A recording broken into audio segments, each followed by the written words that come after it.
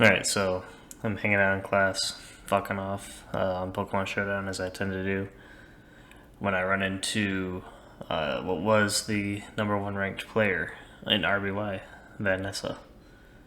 I'm not super great at RBY. I'm okay. I'm decent. I've had more practice than normal because I've been playing with my buddy, making a cool Tentacruel team. But when I ran into them, I knew, like, I gotta try my best. I gotta get this win. It'd be sick. It'd be awesome. So that's how it went. We'll be doing kind of a play-by-play, like every 5 or so turns. Give you my thoughts and reasons for why I did what I did, and not take too long making this video. The lead matchup is always really important to a Pokemon game. I'm lead Starmie, they're lead Jinx. They're gonna go for Lovely Kiss. Ideally, I get to Thunder Wave them, but I really don't want to Thunder Wave their Chansey, because if I do, I can't freeze it with my own Chansey. I'm running triple KO Chansey, so it's better for me to just go for Surf, get chip on them, and I take Sleep with Starmie. Starmie's the best dedicated sleep absorber, so it just makes sense. Let Starmie absorb the sleep and then go from there.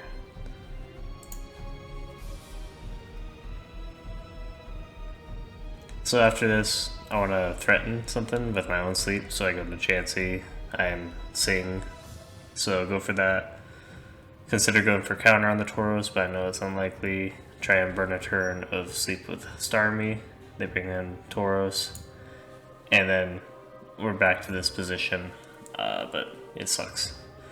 So if Tauros goes for Body Slam and crits by Chansey, I'm fucked. Even normal Body Slam into Hyper Beam, I'm screwed. Starmie's the best Tauros switching in the tier. It slipped, so no dice there.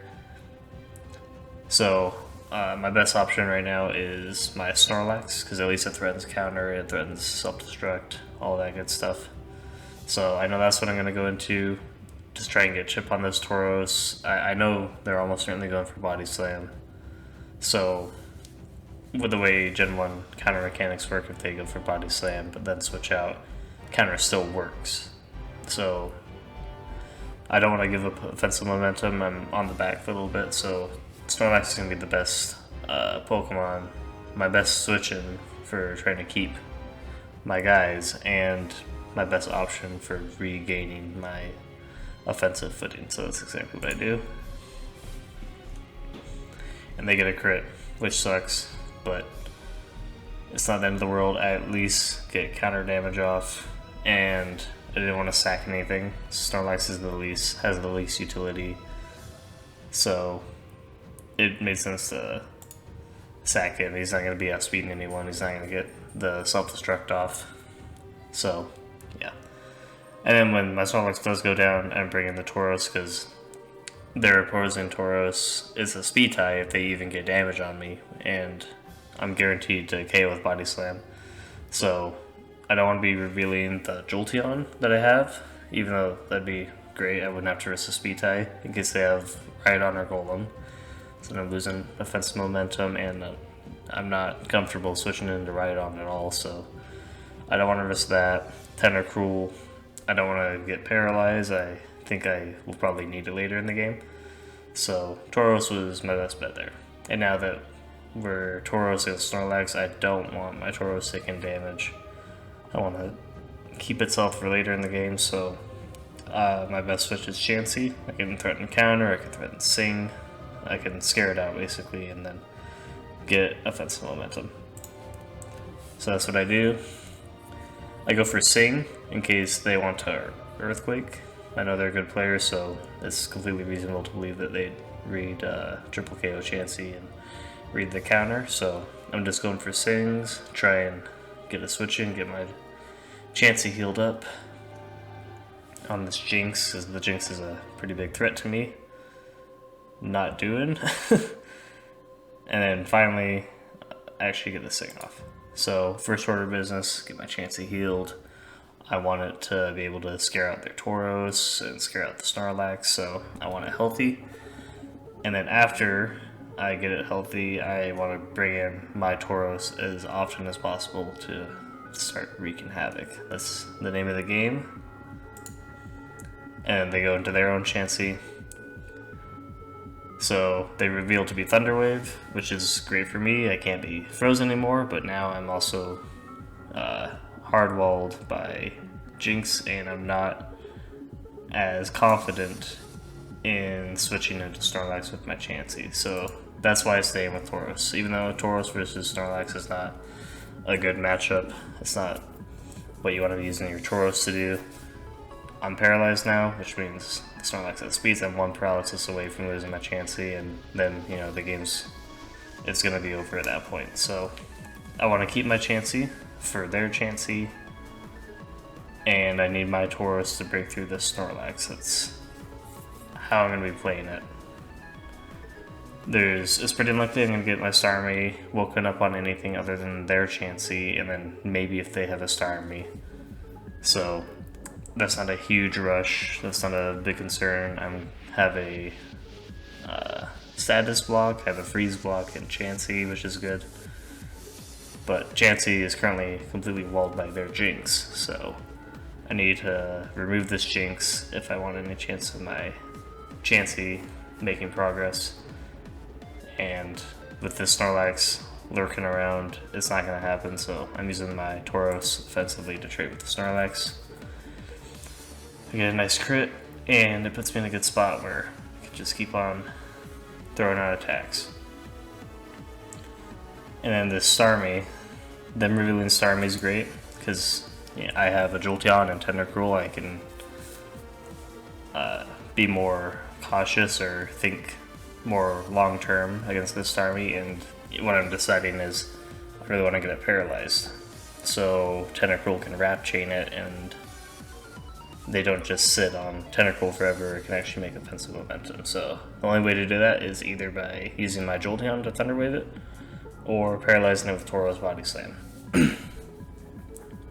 Jolteon, not super consistent. It's probably not going to happen given that they have a chance that they would love to get paralyzed so it doesn't get frozen. So Tauros is the name of the game. It's my game plan for getting the Starmie paralyzed and making offensive momentum. And here, where Chansey threatens the freeze on Starmie, I know he's going to switch. They're going Jinx no matter what. Jinx hardwalls this Chansey, so it's a good opportunity to bring in my Tauros and give myself as many opportunities to get a paralysis as possible. That's exactly what I go for. That's exactly what I get. And now they're in an uncomfortable position. They have to sack something. Turns out to be Jinx. It's great for me. Not ideal per se, because this Starmie is paralyzed, so I can't. It's gonna block Chansey Sing and freeze, so they didn't need Jinx anymore because of this paralysis. And they revealed to me right on, I think, trying to catch maybe an electric switch or my Tauros, I'm not sure. But I decided to stay in and go for an Ice Beam because if they stay in with the right on, it takes half, and then it's in Tauros Blizzard range, and then the game can be won with Tauros. So I was willing to trade my Chansey for that. But they make the smart move, go into Starmie, it's safe. They try and get a Recover off, and I need to re-chip it back into Tauros range. So my play there is going into Tentacruel. I can Wrap Chain it. Wrap is threatening everything. It's gonna chip Chansey, chip Starmie, Surf KO's right on, and then Snorlax and Tauros, they're threatened by Tentacruel. So, and I know they're not gonna forfeit this Starmie quite just yet. So Tentacruel's a pretty free switch, and I'm just looking to get chip damage on everything. They make the smart move. They try and PP stall my Tentacruel, which is exactly what you want to do. You just keep on switching every turn, but it's not the end of the world for me. I'm getting chip on everything. It's getting closer and closer to Tauros and Jolteon sweep in time. So this is exactly what Tentacruel does well. It chips stuff into range, and it's got some good defensive utility. It's got great special bulk. And yeah, that's what the team kind of works to do. Starmie, Snorlax, Tauros, try and spread paralysis, Chansey spread Sleep and Freeze, and it lets Tentacruel be a threat. And we can sweep with Jolteon in the end. It means I'm going to have to get rid of this Rhydon before I do anything with my Jolteon, but that's pretty possible. It's most certainly possible. And just him, or them letting me get chip on everything, it means, you know, the game's going to be over eventually. And they're choking here, letting me get Chansey below 40, which means it's now in Tauros Body Slam range. I can threaten it out. They sacrifice Snorlax, which is smart. And then this is an important decision for them. What do they go into after this? Snorlax goes down. Two options. Chansey dies to Body Slam, so no go. Starmie dies to Body Slam, no go. Which means they either risk a speed tie with their Tauros, or they sacrifice half their health on Rhydon for killing my Tauros. And either is fine. If they sacrifice some health on Rhydon, then it makes Jolteon's job easier later. Tentacruel gets to come in for free and just start threatening everything. If they go Tauros, no harm, no foul. Tentacruel comes in after, and something drops. Tentacruel's too threatening. It's going to win the game. At this point, there's nothing they can really do to stop it. And that's what originally it was about setting up Tauros for a sweep. Now it's about just making sure Tentacruel is in a good position to sweep. So I don't want to sacrifice my Jolteon. I get a freeze, but you know, my rationale was I'm cool with sacrificing Tauros. I don't want to give them the opportunity to heal Starmie with sacrificing my Starmie or Chansey. And I didn't want to give up Tentacruel, I didn't want to give up Jolteon. Tauros was my least valuable here, so it's cool with sacrificing them. But I got lucky, got a freeze, speed up the process of winning this game. And just don't want to let anything in for free. So spamming Body Slam, but Blaster that they're around, I want to have my big threat in, which is Tentacruel, so finish it off. And Tauros does not kill me without a crit, so it's dead. And then I can Rat Pass against Chansey or Starmie to Tauros, and the game's over. Body Slam sweeps. And they forfeit right here, but yeah. I played well, I think. I made some good, important double switches. I came up with a game plan. I recognized their most threatening Pokemon and worked to dismantle, you know, their defensive core. Tentacruel put in a lot of work. Tauros did great as always, and yeah, the team did good. If you enjoyed this video and want to know more about the team or more about Tentacruel, I highly recommend checking out me and my buddy's video on Tentacruel's competitive history. We're doing a series of Tentacruel going through every generation and competing in a competitive setting. I recommend checking it out. Other than that, thank you for watching and appreciate your time. Consider subscribing. Peace.